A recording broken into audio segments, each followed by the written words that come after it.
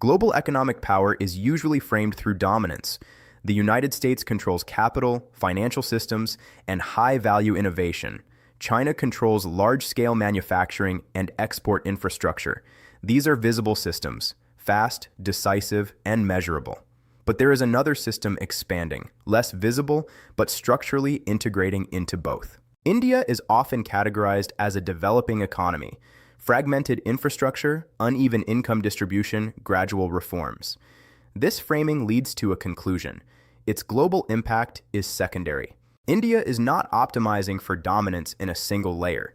It is embedding itself across multiple layers of the global system simultaneously: services, consumption, manufacturing, and digital infrastructure. Each layer interacts. Services generate income. Income drives consumption. Consumption attracts investment. Investment builds capacity.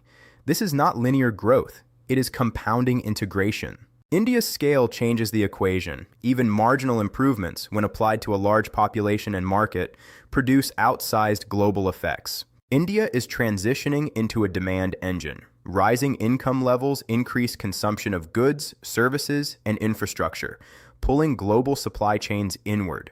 But where does this influence actually manifest? Which parts of the global system begin to shift as India scales? India, the quiet force reshaping the global economy.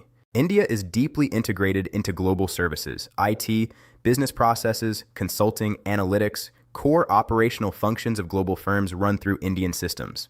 Companies don't outsource to India. They restructure around it.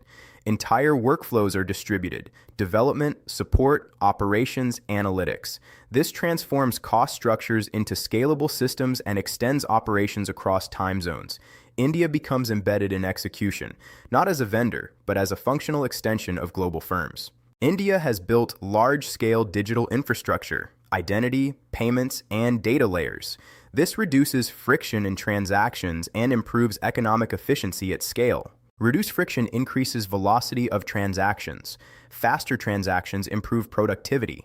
Higher productivity supports faster growth cycles. Global supply chains are diversifying. India is entering manufacturing not as a replacement, but as an additional node in the system. Global capital is moving into India to access both production and demand. This creates a dual attraction: export capability plus domestic market. India's workforce expansion supports long-term growth. A growing labor base increases production capacity and consumption potential simultaneously. Demand attracts capital. Capital builds capacity. Capacity drives output. Output reinforces demand. This is a self-reinforcing system. India does not fully align with any single global bloc. It maintains relationships across competing systems, maximizing flexibility. This flexibility allows India to access capital, technology, and trade from multiple directions. India is becoming part of supply chain diversification strategies, not replacing existing hubs, but reducing concentration risk.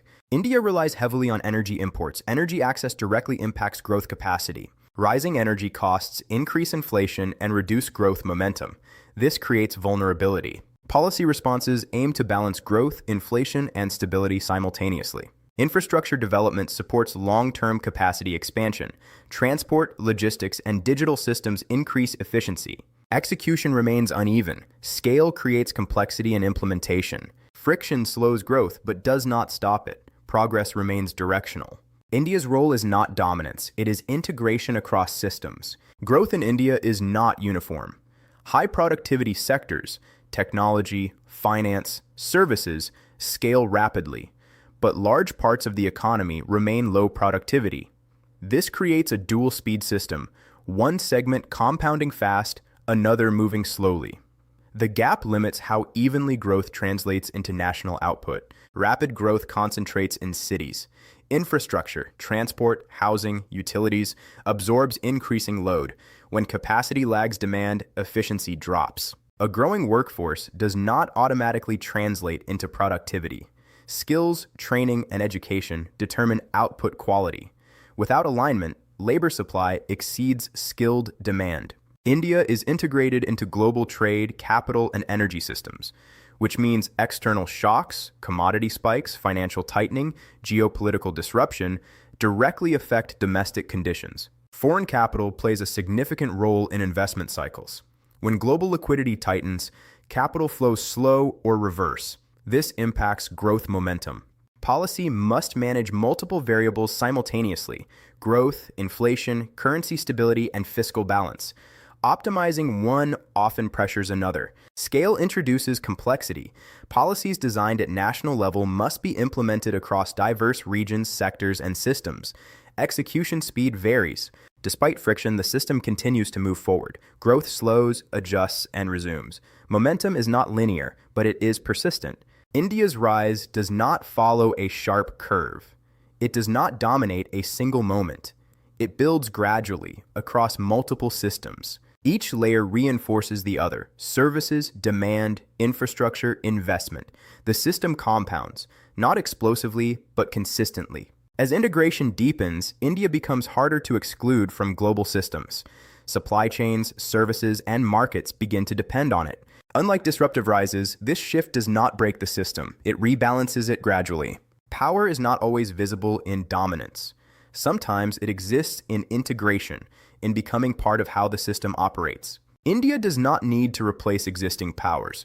It is positioning itself within the system, across demand, services, and supply chains.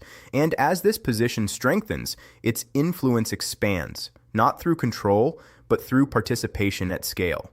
Because in the modern global economy, the most durable power is the one the system begins to rely on.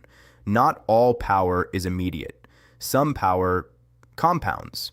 Subscribe to LBC, join the craft,